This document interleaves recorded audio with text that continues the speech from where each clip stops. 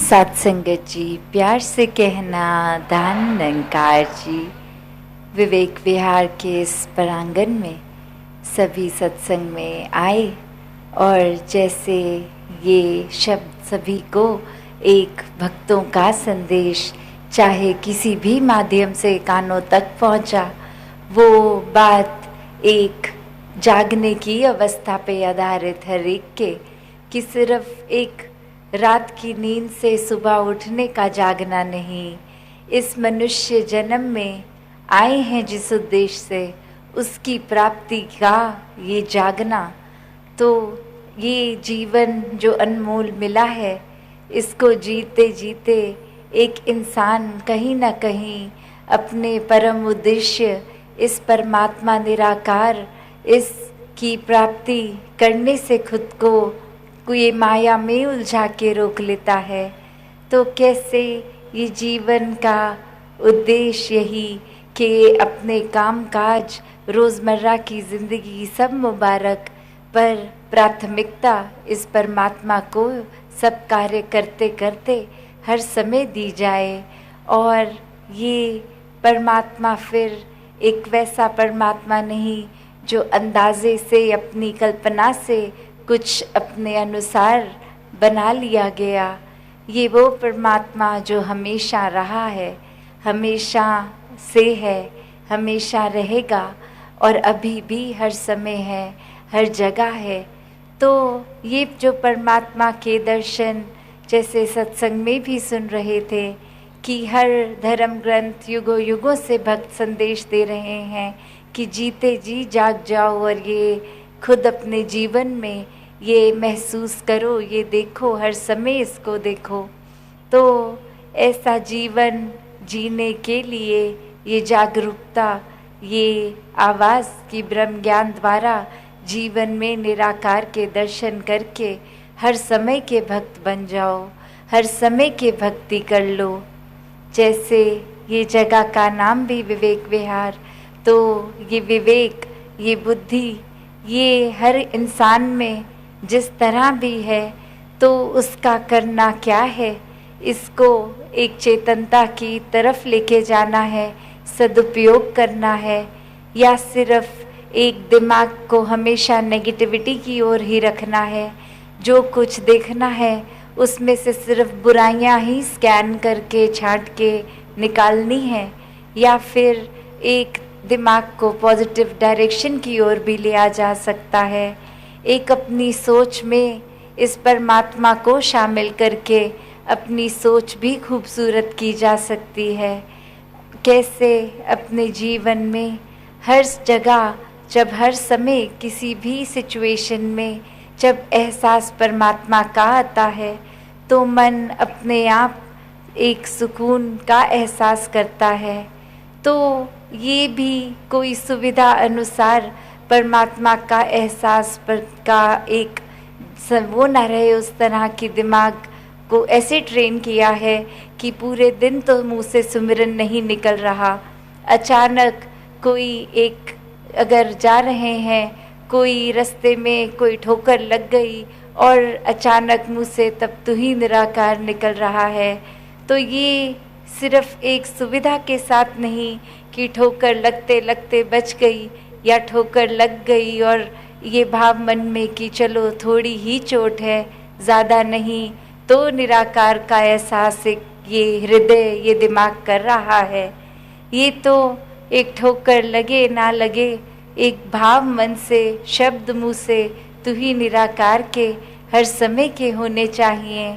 ये अवस्था की बात है, सिर्फ शब्दों तक ये सुमिरन को सीमित ना रखें। कैसे हर समय अपने आप को इस परमात्मा निराकार से मिला कर रखें, एक सांस सांस में ये सुमिरन चलता ही रहे।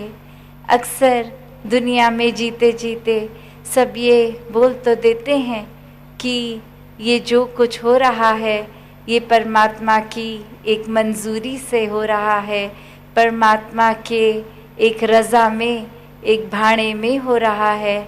पर वाकई ही क्या हम अपने आप को कभी न कभी कर्ता मानते हैं, या हर समय सचमुच यही कि चाहे अच्छी चीज़ हो रही है या बुरी हो रही है जीवन में, तो वो बुरी भी अच्छी है, क्योंकि परमात्मा ही सब कुछ कर रहा है। तो ऐसे ही एक छोटी सी कहानी दासी आपके आगे रखेगी कि एक समय एक इंसान बहुत ही अपना बगीचा गार्डन खूबसूरती से रखता था, और आसपास वाले सबको वो गुज़रते हुए इतना खूबसूरत रखता था कि सड़क पे कुछ देर रुककर जहाँ से वो व्यू नज़र आता था वहाँ निहारते थे, और कुछ तो उससे परमिशन लेके घर में जाकर वो बगीचे को नज़दीक से, बगीचे के अंदर से भी देख के निहारते थे। और ऐसे ही एक बार घर का दरवाज़ा खुला रह गया और एक जंगली जानवर आकर बगीचे को बुरी तरह से नष्ट कर गया।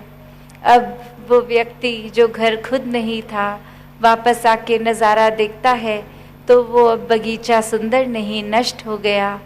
और ऐसे समय में फिर एक मन को कहता है कि चलो जो किया परमात्मा ने किया, और फिर वो लगा अपने एक बगीचे को वापस निखारने, और कुछ महीनों बाद वापस से वो बगीचा पहले से भी अब ज़्यादा खूबसूरत रूप ले चुका।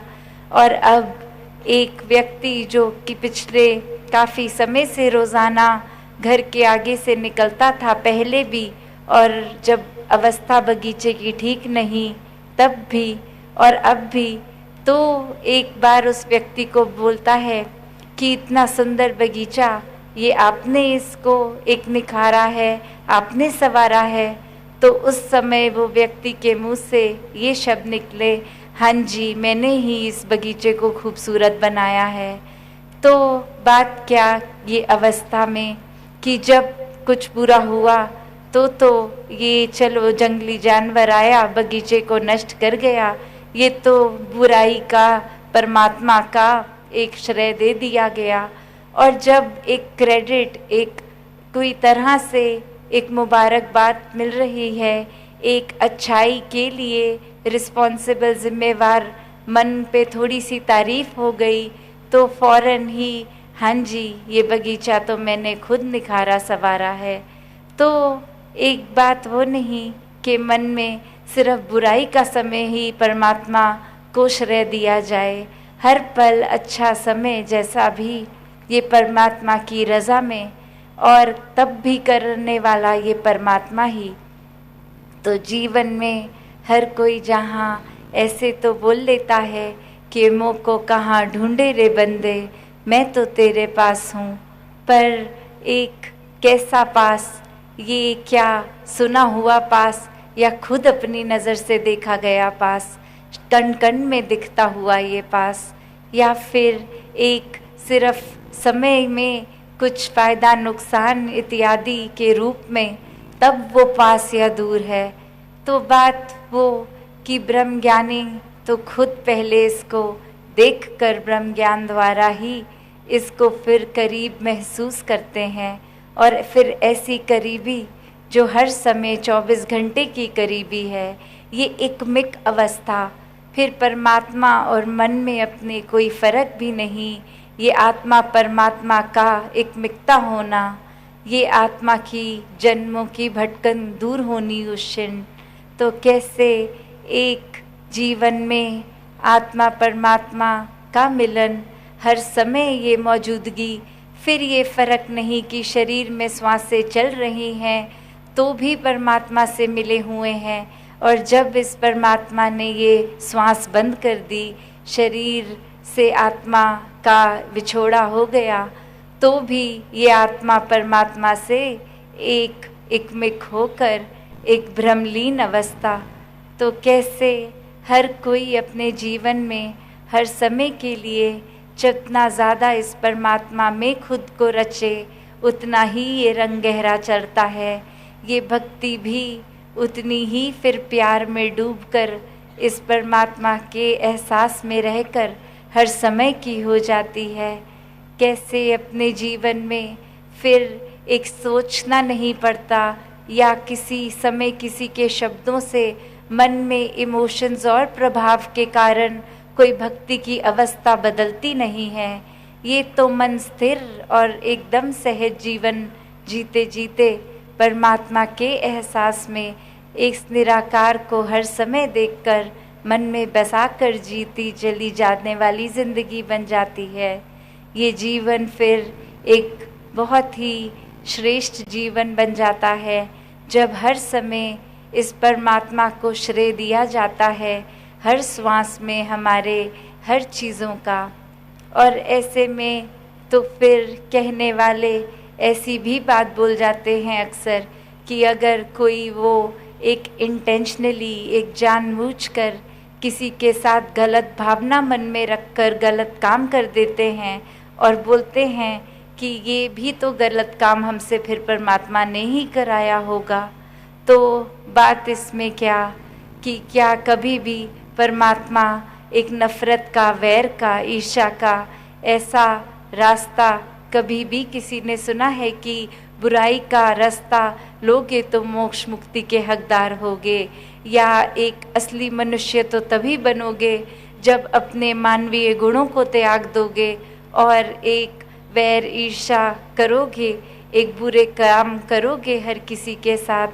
तो ये तो बात वही कि अपने मन की एक मनोवस्था, एक मनस्थिति कैसी है, उससे अपने सोच को भी तोड़ मरोड़ लिया, उससे फिर अपना पल्ला झाड़ा कि ये सोच हमने ठीक नहीं करनी, अपने कर्म हमने ठीक नहीं करने, और तब एक वो रूप, एक तब परमात्मा के नाम की ये हमारी बुराई भी परमात्मा हमसे करा रहा है। तो ये यहाँ पे चेतनता की ज़रूरत, इस विवेक की ज़रूरत कि कैसे एक किस रास्ते जाना है, ये परमात्मा की सिखलाई, ये कर्म अपने कैसे बनाने हैं। जितना ज़्यादा एहसास इस परमात्मा का हर पल में होगा, उतने ही एक सही डायरेक्शन में हम असली मनुष्य जीने वाला रास्ता अपनाते चले जाएंगे। हर पल एक अपने असली मनुष्य होने का प्रमाण देंगे। फिर एक ये इंसानियत और रूहानियत दो अलग शब्द नहीं रह जाएंगे। जितना ज़्यादा इस परमात्मा का एहसास, उतना इस इंसानी तन में इंसानियत का हो जाना एक खुद ब खुद ही हो जाएगा। तो दासी और ज़्यादा समय ना लेके सभी से एक यही अरदास कि जितना ज़्यादा हर कोई अपने मन को केंद्रित रखे इस निराकार पे, इस सेवा के लिए मन को हमेशा तैयार रखे। कैसी भी सेवा हो वो ऊंची बड़ी ना मानकर हर समय एक मन इच्छुक हो कि किसी रूप में सेवा मिले। अधिक से अधिक सत्संग की जाए, संतों का संग किया जाए। एक सुमिरन रूप मन से सिर्फ शब्दों का ना हो, एक अवस्था ही सुमिरन की हर समय मन में बनी रहे, और शब्द तो फिर स्वाभाविक रूप में ही वो सुमिरन के बोले जाएंगे।